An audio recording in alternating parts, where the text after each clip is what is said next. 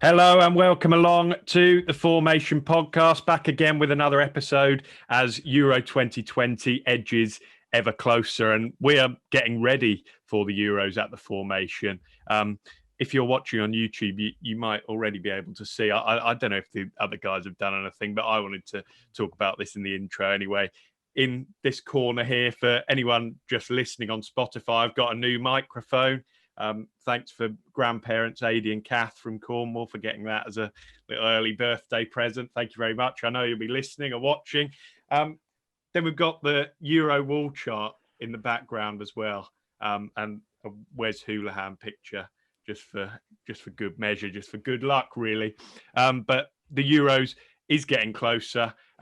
This episode, as you probably will have seen from the title, isn't going to be specifically about the Euros because we've got a lot more of those to come in the coming weeks. This week, we want to kind of look back on last weekend's action and kind of round off the club season. But before we do that, we wanted to speak about England because things have progressed quite significantly since last week when we spoke about the provisional squad. We've now had the new squad, and most recently, England have had their first pre-tournament friendly against Austria. They won 1-0 last night. So while I introduce the guys, as always, I thought we'll have a chat about that. Sam, I know we all watched it last night. What did you think about what you saw? Didn't blow me away, to be honest. It was a typical friendly warm-up, whatever you want to call it, performance, really. But I guess we can't read too much into it, even though the tournament is very close now, because obviously we had a few key players missing and a lot of players that played aren't actually going to be in the squad, as we've learned recently. So, yeah, it's good to get the win, I guess, get minutes in the legs as a team, but not the greatest performance. Yeah, I think it's hard to disagree with that, Devon. As I said there, things have progressed in terms of the squad that Gareth Southgate has now got available to him. But for these two friendlies, he's kept the players who aren't even going to make it on. He played Jesse Lingard last night, but did any of those players who aren't going to go actually stand out to you and make you think he needs to be at the tournament or not? Not really. I think it were a sluggish performance overall. I think the only three players that sort of stood out were, and from the actual squad, Jude Bellingham, fantastic. Grealish looked back to his best, and Pickford looked quite assured on the ball, which is, something that we've not been accustomed to recently. But out of the players in there, I don't think none of them stuck a claim, really. Even, we've said it in the past about James Ward-Prowse. If anything, it looked like on set piece duty, we lacked a little bit. We weren't beating the first man. Free kicks were a little bit dull and deft. And I think if anyone was, obviously the injury to Trent, depending on how bad is that out of that seven, I think JWP, to Harry's delight, would probably be like the favoured pick to come back in. Yeah, and you've teed it up nicely there to move on to Harry. And we know Harry was understandably a huge advocate for Ward-Prowse being in the squad last week. He was left out, but Harry, you must now be eyeing that up and thinking, I'm going to get that England shirt and get his name on the back. Honestly, I don't look at prices when there's a Saints player and an England shirt combined. The England kit looks really nice, and it looked even better with Ward-Prowse on the back. But yeah, there's definitely an opportunity. I mean, I never like seeing injuries, especially to a player as talented as Trent Alexander-Arnold. But if there's a space to be made in, we've already got three right backs. We don't need to replace them with a defender, or at least I don't think that another defender needs to come in. And because we're a bit light on the midfield front, and Henderson might not be fit past the group stage, we never know. You might as well just chuck another one in there, especially like Devon said. Looking at the set pieces yesterday, it really wasn't. It wasn't brilliant. Let's be honest. And if Jack Grealish is going to win free kick after free kick outside the box, you want to make the most of that. And if anything else, what normally happens at Southampton, I don't want to veer it off, but I'm making a circle round to the point. At Southampton, we get less and less free kicks because people don't want to face those. Whereas now with England, you've either got to foul Jack Grealish and have a free kick, or you just got to let him go past, because Jack Grealish was getting kicked to pieces yesterday because they were like, do you know what? If England get a free kick, it might not lead to anything. Whereas if Ward-Prowse is on the pitch, even though he's not a dedicated starter, like he didn't get in the 26, so him being a starter definitely isn't on Gareth's agenda. It seems like there's a definite chance that we can make more of those opportunities. So I think it'd be a fantastic chance for England and Ward-Prowse to just combine and see what happens in the Euros. Yeah, I'd agree. I think he's been pretty strong on all of his previous friendly appearances anyway. He's put in a good shift. And you mentioned Jack Grealish there as well. And I think there were some doubts raised over him as he came off the pitch last night and had ice applied to his shins. But to be honest, I don't think we should worry so much about Grealish, because I think that sort of thing happens to him every single week. He gets kicked all over the place. And, it sounds strange to say, but he's used to being kicked and getting hurt now, so I think he'll be fine. I believe we won't know about Ward-Prowse until probably around this time next week, when that second friendly is played and they decide if they're going to make any switches. Anyway, as we said earlier on, we're not going to focus too much on that this week, because we want to look back at several big matches from last weekend, which rounded off the league season. We're going to start off with probably the biggest of them all. Well, arguably the biggest of them all, the Champions League final. It was, of course, between two English teams this year, as it was in 2019, Manchester City and Chelsea. It was billed as kind of Manchester City's biggest game, maybe of all time. Pep Guardiola, maybe his biggest game as well. And ultimately, Manchester City came out second best. Chelsea 1-0 winners. Didier Drogba was the hero for them in 2012 in the Champions League final. This time it was Kai Havertz. Some achievement for Thomas Tuchel and his players. And Devon, you'd have to say it was fully deserved on the night too, wasn't it? Yeah, as much as people have talked about it being Pep Guardiola's cock-up and, him overthinking it, you've got to give credit to Chelsea. Because obviously with City not going with a DM, they'd have obviously had to change in that first 15 minutes of any tactic they had to cater for that. And obviously, but the individual performances as well. Chelsea as a unit defended like a block. They were fluid in possession, and not just in possession. When Man City were in possession, you saw the likes of Kante moving forward. Then Jorginho would fill in for him, and if Aspi came out, someone would step back. And it was like they defended as a 7 to counteract City's 5 going forward. You can see what they were trying to do. They're trying to overload some areas, and it didn't work. But, the likes of Reece James making 7 tackles, which is 4 more than the next best. You've got Mason Mount taking responsibility for that attacking side. And even like Timo Werner, as much as people go on about Timo Werner's misses, you got to think about his movement and everything else he adds, because it's unbelievable. And the way that he took the defender away, Walker and Diaz, for Havertz just to come and nip inside Zinchenko on the goal, absolutely brilliant. So, I mean, it's a perfect master plan. And I don't think, as soon as City lost De Bruyne as well, Chelsea completely nullified him. Bernard really frustrates me sometimes because, like you say, he always gets into those good positions. Like he always manages to get there, but it's just always the end product that fails him. And there was a couple more in that game, obviously. But yeah, like you say, Devon, it was a brilliant performance from Tuchel's Chelsea. That's 3 out of 3 now for Tuchel against Pep. And it also, that Chelsea performance reminded me of Chelsea under Mourinho almost, the way they nullified City especially after the Havertz goal. I don't think there was a shot on target either way. So, and obviously the individual performance that everyone was talking about after the game was N'Golo Kante, who just had one of those games where it felt like he was everywhere, most duels, most ball recoveries. And I think the best stats come from that was that he won 4 aerial duels, even though he's the smallest player on the pitch, which is just, I don't know that's whether to praise Kante or to say to the City players, what are you playing at then? A player like Kante win 4 aerial duels. But yeah, Kante in particular, and the English players like Devon mentioned, Reece James, Mason Mount, what a pass for Havertz's goal. That was just brilliant. Hopefully we see some more of that in the summer. Yeah, I think it's hard not to love N'Golo Kante as a neutral fan, isn't it? His smile every time they win a game is always good to see.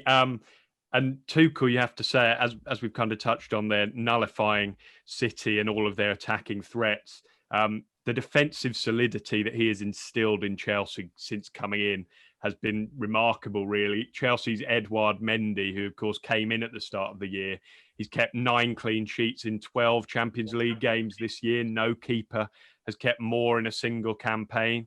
And I think that's Mendy's debut campaign in this competition as well. So, Harry, speaks volumes, doesn't it? I think it speaks volumes in 2 ways. I mean, look at Kepa Arrizabalaga. He wasn't impressive at all. They've put Mendy in, who, like you said, is relatively inexperienced. And what a story that is, by the way. I don't know.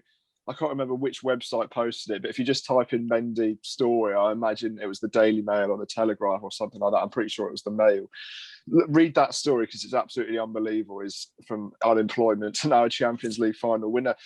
But I think the defence has got confidence. I think now they've got I think it's harsh to call him a competent manager compared to Frank Lampard, but a more competent and well-rounded manager. Look, Rudiger wasn't playing. He had another phenomenal performance, even if he did maybe accidentally brutalise Kevin De Bruyne, which definitely nullified the Manchester City attack to a certain extent. Christensen, who looked almost lost under Lampard, just comes in easily for Thiago Silva. You wouldn't even notice there was a difference, him coming in, completely shoring up that defence. And like you say, Reece James, I didn't have him in my England squad about a week ago. I look very silly now because that was an absolutely unbelievable performance. I know Sterling's not been on the best. Sterling, didn't he? 100%. Yeah. He's completely silenced Sterling. I know Sterling's not been on the best form, but he's still a world-class winner on his day.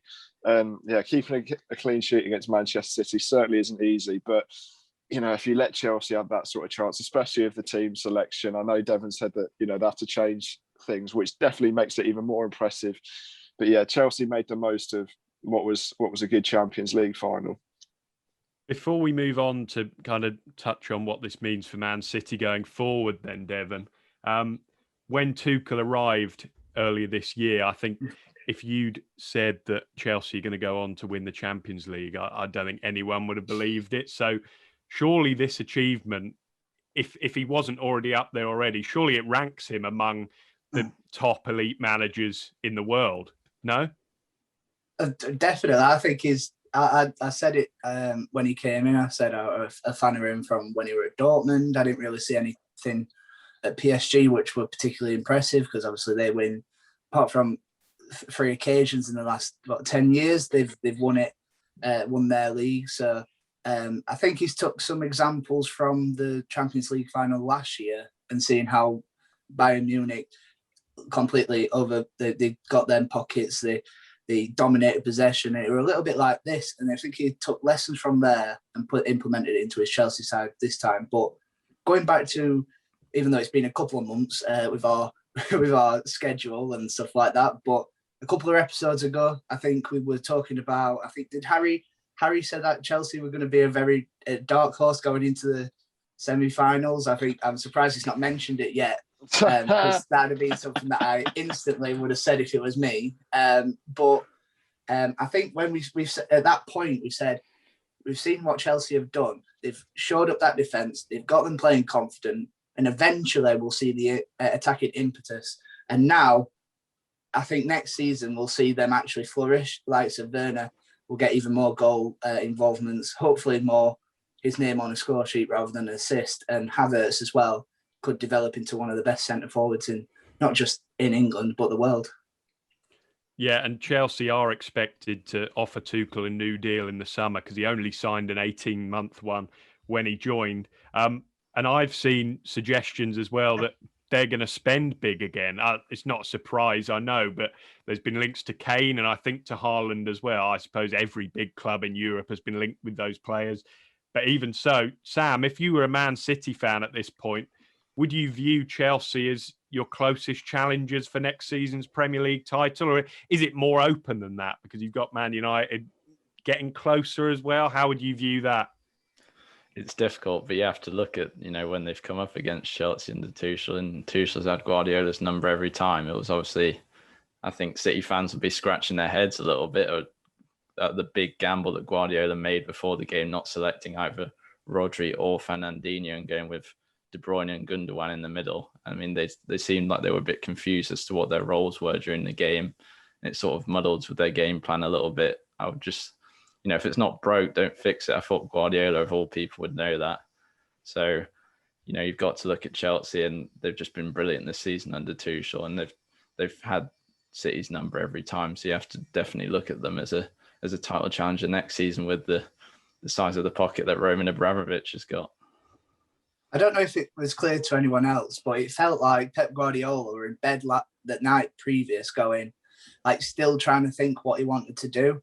And he kind of woke up, had a little, had his Frosties, maybe a little sugar on there to get him, ready for the game. And then thought, what about if we go in no DM? And it kind of felt like the whole team kind of was still surprised, like Sam said, and halfway through. So I think the 2 games previous with Tuchel, I think, has really made Pep's brain just fizz out and thinking of because that Chelsea side, no matter how much you try and break them down, that back 5 is definitely not one that you can easily do. It's got to be, very tactical or lucky, and Pep just overthought it. He's the master of finals as well. This is only the second time he's lost a cup final in his career. The last one was the Copa del Rey in 2011. So that just shows, City fans would have been extremely confident going into the game, but when you make a big change like that, taking out Rodri and Fernandinho are just brilliant in their role as the anchor in that team, letting De Bruyne and Gundogan roam further up the field. So it's confusing really why he decided to do that. I think it's the first time. Oh, sorry, go on, Harry. Cheers. The thing is, you look at the last time before the Champions League final that they played Chelsea, and they could have been 2-0 up if Aguero didn't do a little Panenka. And that day they did play one holding midfielder. So I'm looking at Pep and I'm thinking, if that penalty goes in, would you play 1 or would you play 0 in the final? I think it does change that much, because when Aguero misses that penalty, momentum switches all the way to the other side. Whereas if you do play that 1, rather than playing Gundogan, who's your top goal scorer, by the way, in the deepest position out of the 3, and playing Foden and Bernardo in the midfield in the centre, I just found that really, really strange. Yeah, and I think... Go on, Dave. Sorry, go on, Jared. One thing I was just going to say is, ever since it all went wrong for City in the final and this Fernandinho decision kind of weighed down on Pep, I think there's been a few suggestions that he has made that sort of experimental move in previous Champions League finals. But the fact is, then he could rely on a player like Lionel Messi to kind of, just pull them out of any situation. And I suppose you maybe look to Kevin De Bruyne as City's closest, City's best player, maybe. That's questionable, I know, but he's still not on the level of Messi, is he? So I suppose that's kind of where it went wrong. What would you say, Dave? That's where the battle was won for Chelsea, really. Kante playing in that role and being brilliant, being in obviously the Claude Makelele role. Chelsea have been blessed with the midfielders like him in recent history, and it's obviously that role, playing in front of the defence, being the anchor, mopping everything up. Kante is an expert at that, and that's where I think the game was won and lost. Go on, Devin. All I was going to say is like Harry alluded to, as soon as you had Gundogan in that defensive midfield role, you're missing out his late runs into the area, which when in October time, where City looked a little bit vulnerable and it looked like it was quite tight at the top. That's what made the difference at that point, and then that's where City's runs just went. But I think with Pep, he kind of relied on Zinchenko being that DM / left back, and that's where he got caught out. I think the average position showed that Chelsea exploited that straight away as soon as Zinchenko moved into midfield. Havertz, Kante and Werner all exploited that left-hand side, and especially in that first 20 minutes. Obviously, Werner got through a couple of times, and it really exposed it. And obviously, Havertz came from that side to get onto Mason Mount's ball, where if you had a proper DM, you'd probably expect Fernandinho or Rodri to at least have been in that position to cut the pass out, and then that never happens. Mm-hmm. We've already touched on Reece James's performance and how he kept Raheem Sterling very quiet. Have I pronounced that correctly? I know I've been picked up by you guys. Raheem Sterling. And he's had a below par season. I think that's fair to say. I think even Sterling would admit that. And looking ahead to this summer's tournament for England, who Sterling has been involved with for several years now. And I think he's a player Southgate trusts. After the season that he's had, and given the other options England have got, Harry, do you fear for his hopes of starting at this summer's tournament? I think because he's built up years and years of trust, I do think that gives him an extra push on the other players. But if Grealish impresses, impress in the first friendly, and if he impresses in the second, because he's almost guaranteed to start that one as well, I would be slightly worried if I was Sterling. But like I said, if Gareth trusts certain players to get results done, Sterling is one of the players at the top of that list. So if I was him, I'll be slightly worried. But then again, I think he's in the guaranteed fit list of 15 to start. I think he might be on the bench for some games, but I definitely think on other games he will be straight in the team no matter what. And maybe England fans aren't a big fan of that. Maybe they do want, someone like me who also agrees with that. They do want Foden and Grealish, something a bit fresh, something new, because you look at the Europa League final and the Champions League final, the two disappointing players, you could say, were both Rashford and Sterling, and those players were probably those that you'd expect to start or be very close to starting at the very least. So if I was an England fan, I'd certainly want more, fresh, younger players, different players than what was shown in other tournaments like Foden and Grealish, rather than that of Sterling. I think the thing last night was that in parts, I did actually think to myself, we missed Sterling a little bit. When Trippier had the ball on the left and Kane had dropped, you'd like to see someone like Sterling running in behind to make that triangle, whereas, Grealish, as good as he is, and this is not me badgering him at all, it's how he plays, is that he'd rather pick up the ball deep, drive inside. I think the difference between him and Sterling is that Sterling would get into them areas with how deep Kane was, you'd expect him to be on the guy receiving the back pass, and then obviously the right winger would have dropped in. So I think Sterling's probably got a place in, yeah. A bit like how Son compliments Kane at Spurs, really, because Kane, on a lot of occasions in that game, he was dropping deep to collect the ball as he likes to do and sprays passes about. And like you say, Sterling makes that run. I think there was that Nations League game against Spain where he scored a goal where Kane picked up the ball deep and played it over the top to him and Rashford as well for a couple of goals. So it was good to see that it'd be good to see that sort of link up, like you say. I think looking at the friendly yesterday, sorry to go all the way back to what we talked about at the start, but I think part of the reason why the attack looked relatively clunky, or the game looks a bit clunky, is because, yes, Kane was up front and we're used to that, but the two players playing off him in Grealish and Saka, he's not used to those two players. He's used to Sterling playing with him. I think that's what will give him the edge, because they've been playing at England with each other for so many years. Even if Sterling's not on form, if they complement each other better than someone that maybe is in form, you're more likely to get results. So I think that's what Sterling will have in front of Grealish and other players that could play on the left. I've seen some suggestions, I think it was from the Man City's Athletic correspondent, that Pep Guardiola is keen on bringing in both Harry Kane and Jack Grealish this summer, two players who we've mentioned heavily just there. And, I just saw Sam's reaction to that. Just leave something for the rest. Leave something for the rest of them, see. Oh, my. And that's the thing with Manchester City.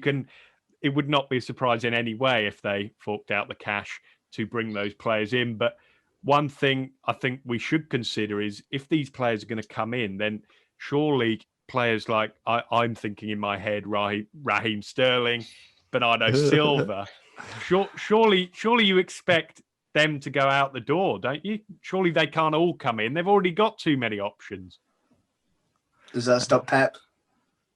No, I'm not saying it's gonna stop him, but I sometimes I feel like Pep just gets a dart and picks his team like that, and it works, because they're considerably stronger than 15 teams in the Premier League, and then the other four is just him out thinking them sometimes. And we said about overthinking, which is good. I mean, we know what Pep does when he outthinks them, but it's when he overthinks. And you'd like to think that, if anyone was to go out, you'd say like someone like Riyad Mahrez might get moved on, and I'm trying to think of who. I had someone in my mind now, and it's completely gone. But Benjamin Mendy, even though he doesn't play on the wing, he doesn't get any starts. They've got so many sellable assets. That's great. I know Benjamin Mendy, they signed him for 50. He might only be worth 20 now. But if you sell five 20 million pound players, that's 100 million you've got straight in your bank that you can reinvest. Plus their transfer budget already. It's crazy, absolutely crazy. But like you said, City will be back. What happens. It's just inevitable with the money that they can spend. That's the thing, is I don't think the amount that they can spend depends on the number that they sell, does it? They don't need to sell in order to be able to spend more, as they've proved. I mean, the amount that Pep's rotated this season, especially, and he's used all of them at some point. Before we move on to talk about the playoff finals, the three of them from last weekend, I just wanted to ask one more question on Manchester City.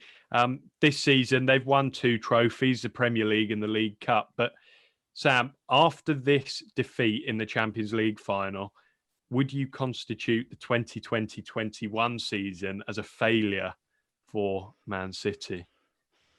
I don't know about failure. I mean, we have talked about the Champions League and Manchester City a lot on this podcast and how much Pep's legacy at the club relies on it. And I think it does. Obviously, a lot of people are questioning whether he can win it without, as you mentioned earlier, Lionel Messi in his team. So you'll definitely be to get that far and to fall at the final hurdle with a gamble of his not paying off. He'll definitely probably have a lot of blame laid at his door.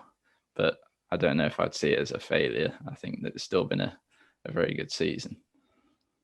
Harry, what's your take on it? I think it's been disappointing, but above average. Yeah, like Sam said, I think going into the season, or at least going into the final, you're thinking, we could get not the fake, people call it the fake treble, but it's still a treble at the end of the day. But I think any season that you win a Premier League trophy, and especially when you win it back off of someone, even though no one really challenged for it, winning it back, especially after the struggle that they had at the start of the season. Were they at the top 6 in Christmas, or barely in the top 6 at Christmas? And being able to do that, I think is still relatively impressive. So I think it's been an above average season for Manchester City, because I think the Carabao Cup, we just give them that trophy every season, because when was the last time they lost a game in that competition? 2016, 2017, somewhere around there. I don't know if I was alive.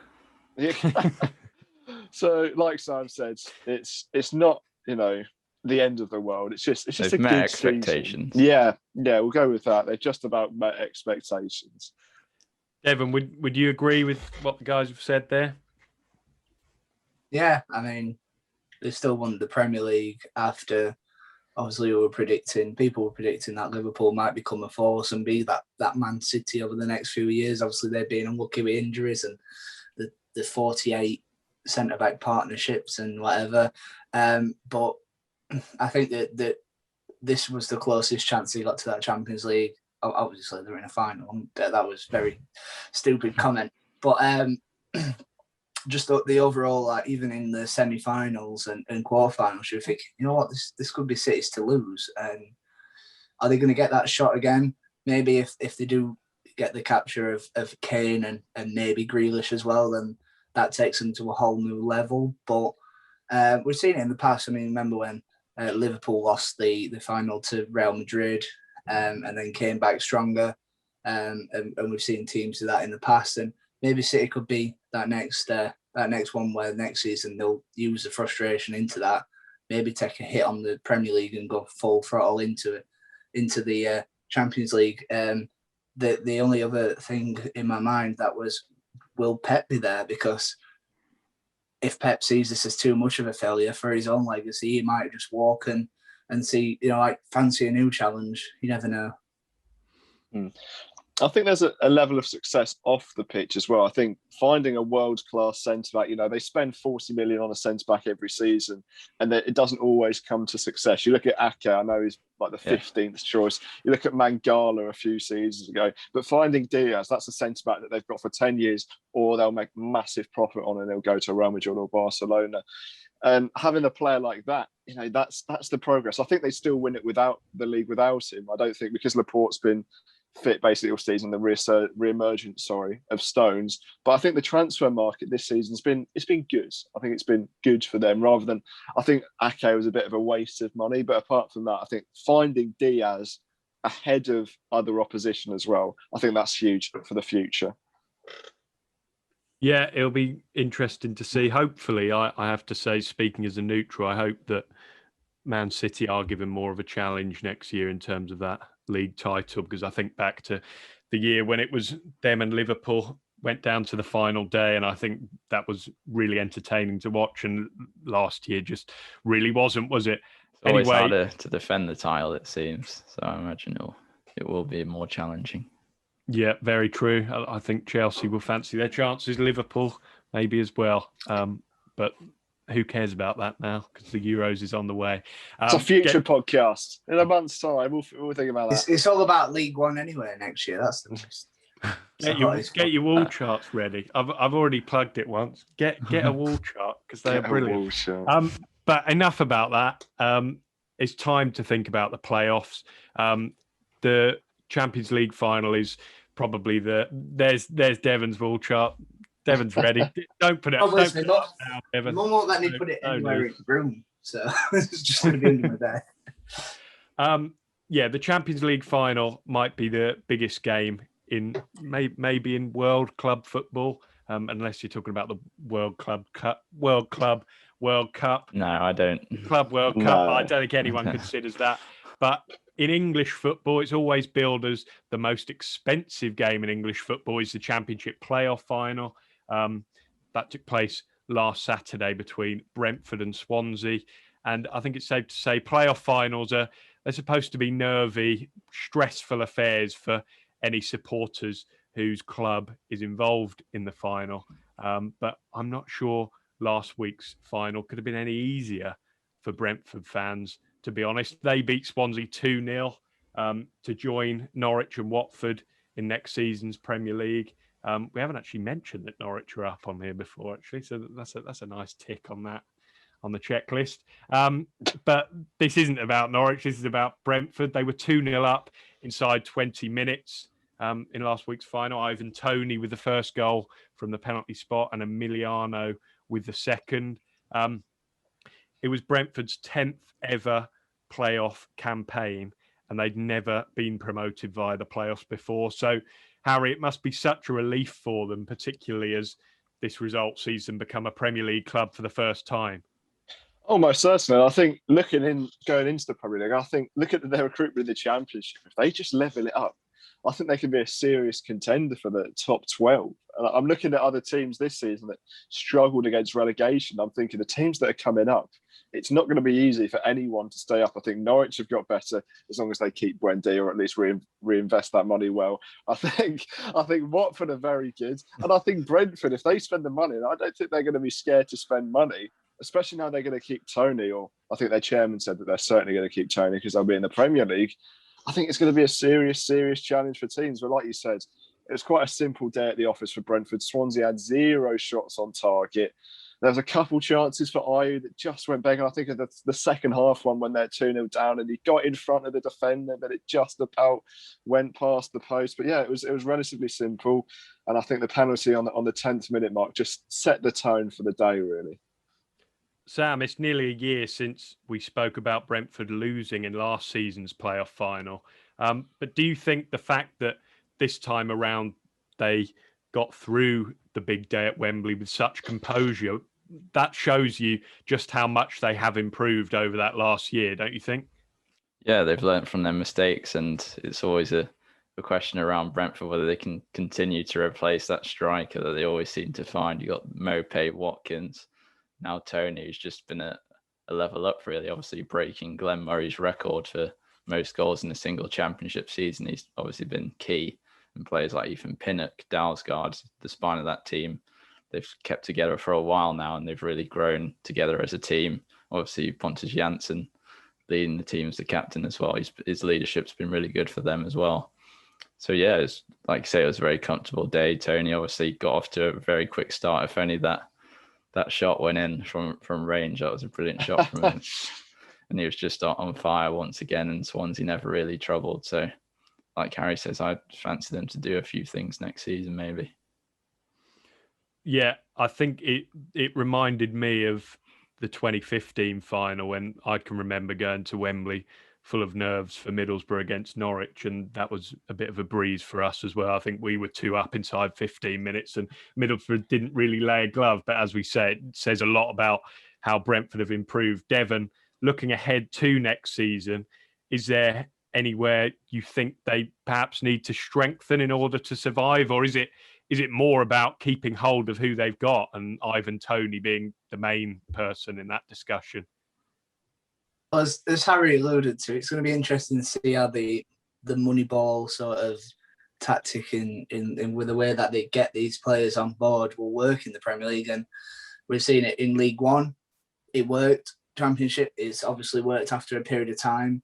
Are we going to see, I think the first couple of years if they are going down that route, and the squad that they've got now currently probably would rely on maybe 1 or 2 campaigns finishing 15th or 14th. I think Harry's stretch of the top 12's a little bit for like two. I mean, it Leeds did it, so maybe someone like Brentford would be up there, but you've just got to think about like Ivan Toney's going to be the big one, whether he can replicate. He's done it in League One, got even better in the Championship. It's about making that next step, which I probably would back him to score, get into double figures at least, because I think he's got that maverick mentality, and he has got the ability to play in the Premier League. He can win it in the air, he can do it on the floor, and he can finish as well. And he's got the pace as well to get in behind. So it just depends on. I think Thomas Frank's a big key as well, because I think there's been a few times like the final was between 2 teams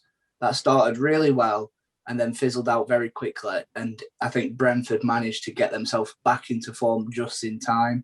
That Bournemouth, turning around that Bournemouth game is probably a big factor in that. But if Brentford experienced a drop-off in the Premier League like they did this year, because you'd expect them not to be as competitive or forefront, they could be worrying. It's all about that strategy of outthinking teams instead of outspending them. I think June 16th. Yeah. Oops, sorry. I was going to say, I think June 16th is a massive date. That's when the Premier League fixtures get announced.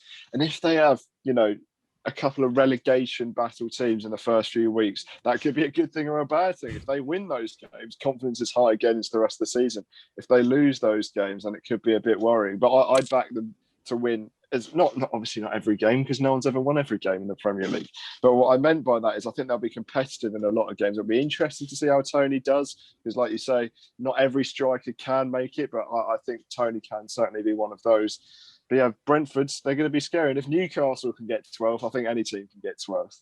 Toney will need goal scoring support. I said it with Fulham when they came up last season with Mitrovic. Obviously, he got, 26? And obviously he's done absolutely nothing this season. So we don't, like you say, it's hard to predict how Toney will do. So Brentford will need to bring in support on the wings likely, or someone in midfield who can pop up with a few goals. I think Mbeumo's good enough for Premier League level, but I'm not sure about Emiliano. Obviously he scored in the final, but I think that was only his 3rd goal of the season. So they'll need to bolster their goal scoring options outside of Ivan Toney.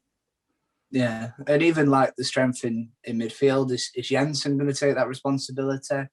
Yanley, are these going to be the players that, because I still think they're relatively unknown in the Championship, even though we talk about Brentford as a whole, but when we talk about individuals, it's always Toney or Mbeumo. And I do like Marcondes. I think he could be someone like, not like Buendia before George winces at the prospect, but someone that plays in that hole. I think Sergio Canos could be somebody that flourishes, but again, we only see it in bits and spurts. And even, like looking overall as a team, like David Raya as well, that's going to be a big one. Do they replace him? Because I know sometimes he's a little bit questionable, but he does make some good saves. It's how they use the summer of getting the underappreciated players from the likes of Belgium, Denmark, and how the scouting network has worked before. And like we said, they've got players. You look at the last few years, Said Benrahma's in the Premier League, Ezri Konsa, Andre Gray's back in there.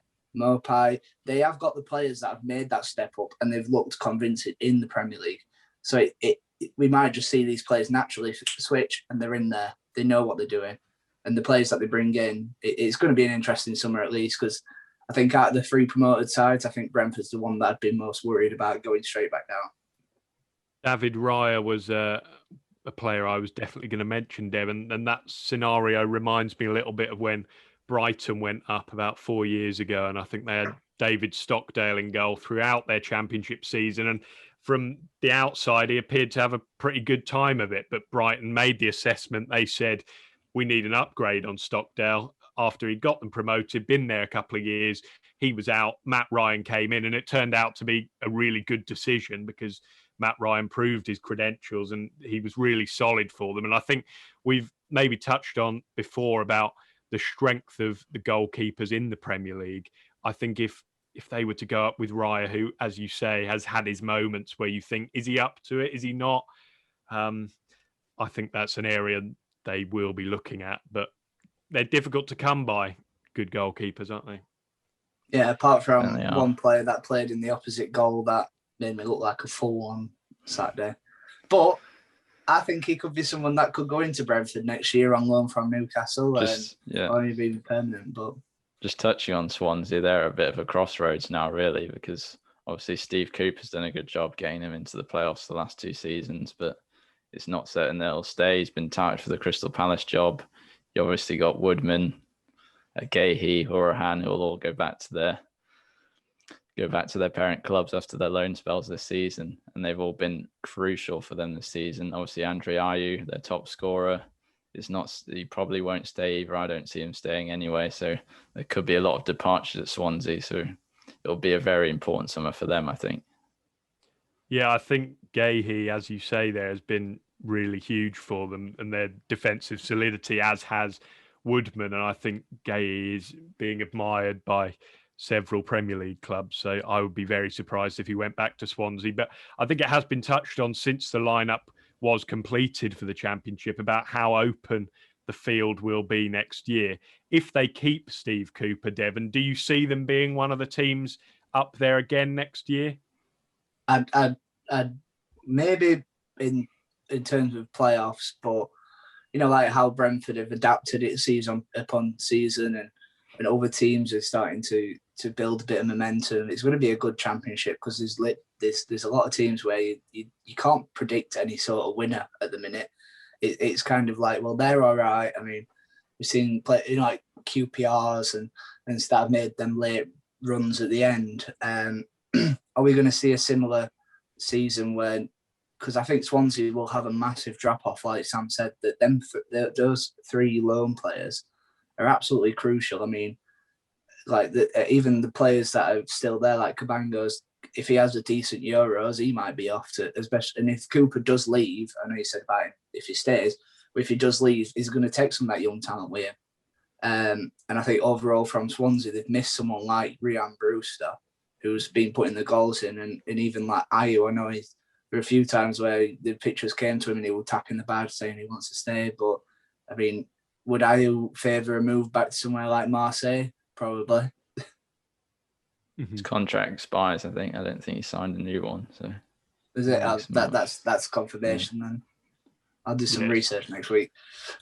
Certainly hard to see how they keep him on. I think after the success of Norwich and Watford, after coming back down and going straight back up, I think you can probably assume that maybe Fulham and West Brom will be up there. Maybe Sheffield United too, given they've just brought Jokanovic in, who looks to be a good appointment. But as Harry said there, I think we've got a couple more weeks to go until the fixtures are out and we can start to look ahead to that date. Another team who will be very excited for their fixtures to come out after they completed the Championship lineup for next year is Blackpool. They won the League One playoff final on Sunday. Sam, you covered this game for Vavel. What did you make of it? I know with your Grimsby connections, you must have been pretty happy with the result. But what did you make of the final as a whole? Yeah, it was very good. It got off to a blistering start, obviously, with that own goal in the very first minute from Turton. So obviously Blackpool were on the back foot from minute 1, but I think they responded extremely well to going behind so early, and they were the dominant team for most of the game. To be honest, they deserved to win. Obviously, an unlikely hero in Kenny Dougal, the defensive midfielder, who I think scored about two goals in his career before this game, and he scored 2 brilliant goals in this final to send them through to the Championship next season. Blackpool are obviously the kings of the playoffs. I think they've been promoted 6 times now via the playoffs. It just shows how prolific they've been in these playoff campaigns, and they've had a hell of a ride these 6 years. What's it been since they've been out of the Championship, with obviously the Oyston family finally relinquishing control of the club, and they've got, Blackpool fans have got their club back and they're on the up again.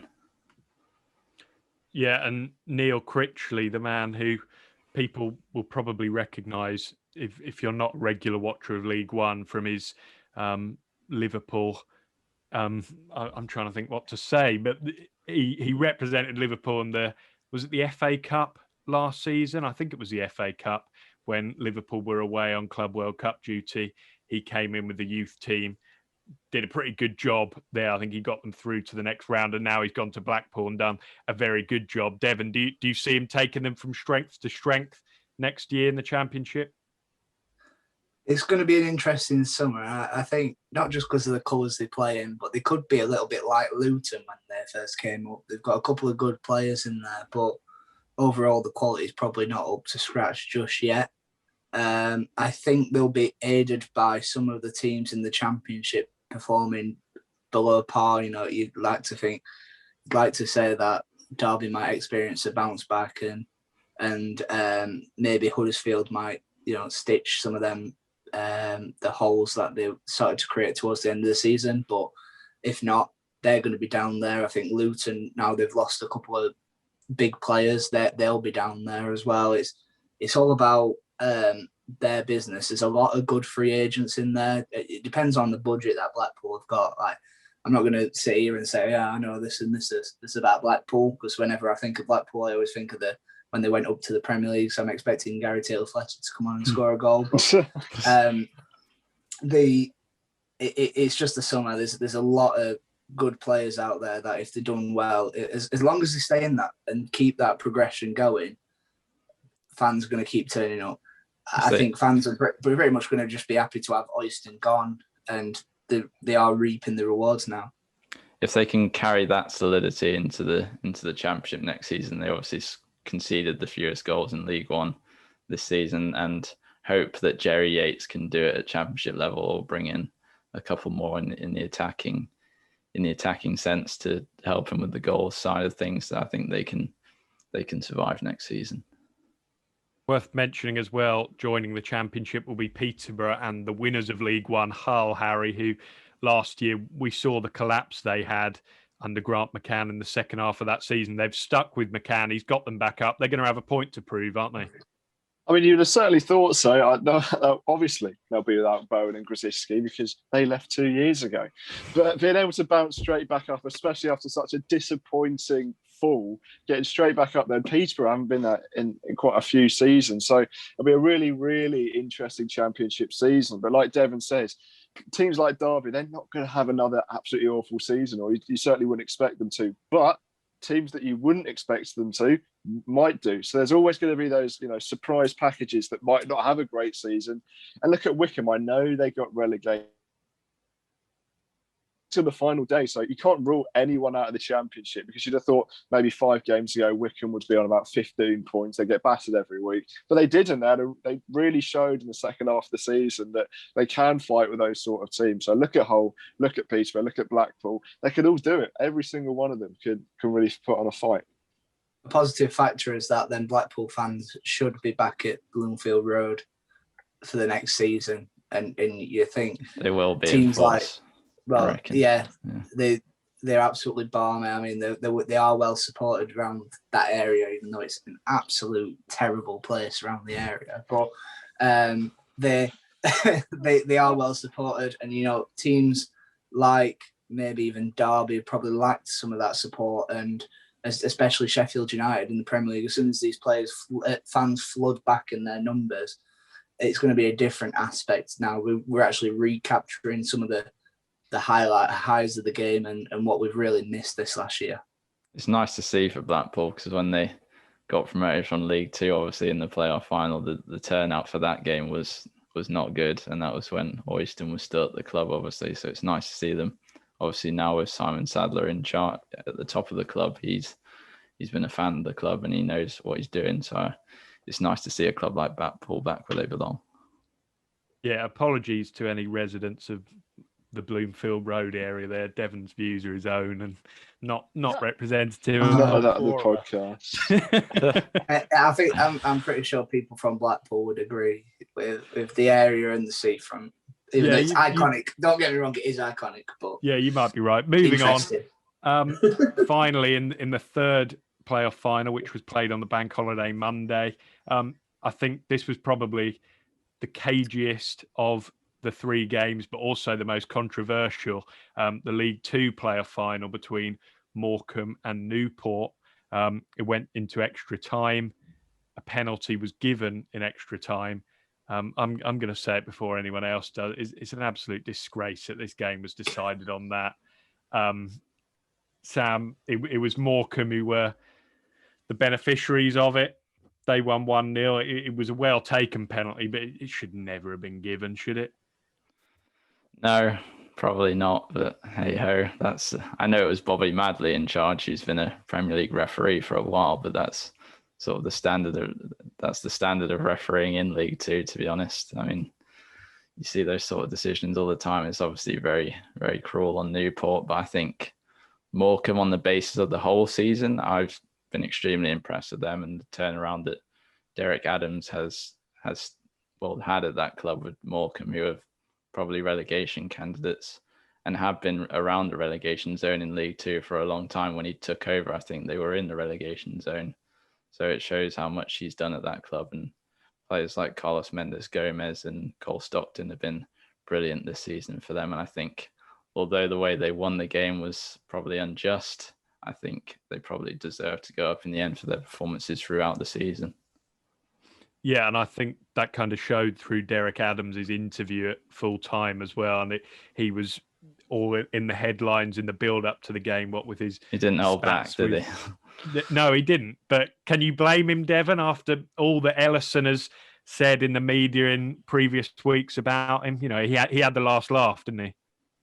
Yeah, I mean, especially when it's at the time as well with what happened, and then him going on radio under the cosh, several podcasts just absolutely slating Adams and how he left Morecambe, which, I mean, I think a few journalists tweeted how good it was just to hear people booing again, just that fan element. But I think that's one of the most exciting things about the final was going to be that little battle, but it was on a knife edge anyway throughout the match.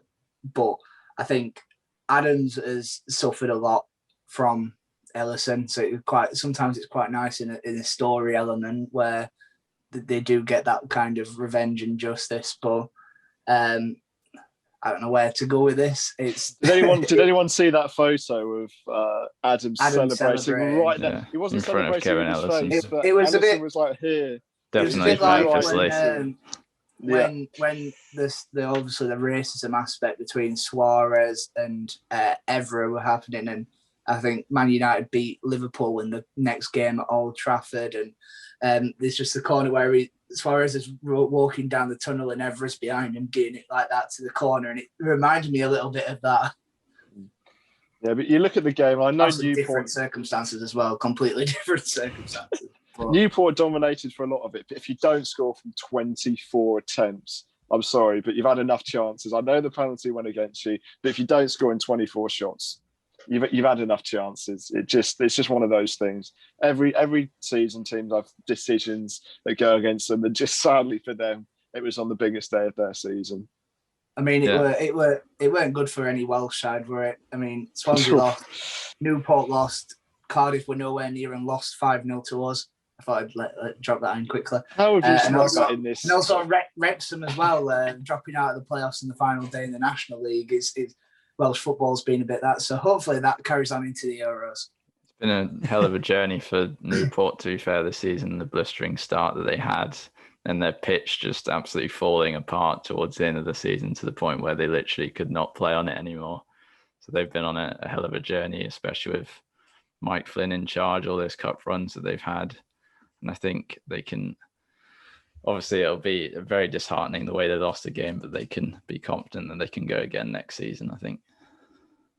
Yeah, and we could maybe force this into a debate about VAR, but we're not going to do that. We've spoken for long enough now, and we've spoken for long enough about VAR in previous episodes. So if you want more of that, then let us know. But the chances are you probably don't. But we're going to round it up there, I think. We've rounded up all of the playoff finals, and the playoffs in all three EFL divisions were all won by the team who finished the highest, finished the closest to the automatic spots. Maybe that's the way it should be, but I think the playoffs are always enjoyable, and they threw up games like that one between Brentford and Bournemouth in the second leg, which was just Newport Forest Green. To what? Yeah, that one too, Sam. What a game mental. That was. But yeah, we've spoken about the playoffs. We've spoken about the Champions League. From our next episode, it is going to be Euro Central. As we said, I think the excitement is really starting to build now for the tournament. It's been such a while since the last one, of course. Hopefully England can do it. But having looked at the tournament tree and seeing that it looks like we're going to run into Group F at some point, maybe it'll be difficult to get to where Gareth Southgate wants to be. But who knows? We've rambled on for long enough now. So we will see you next time with that one. Thank you very much. Follow us on Twitter. I haven't said that. Follow us on Twitter. See you later. Bye.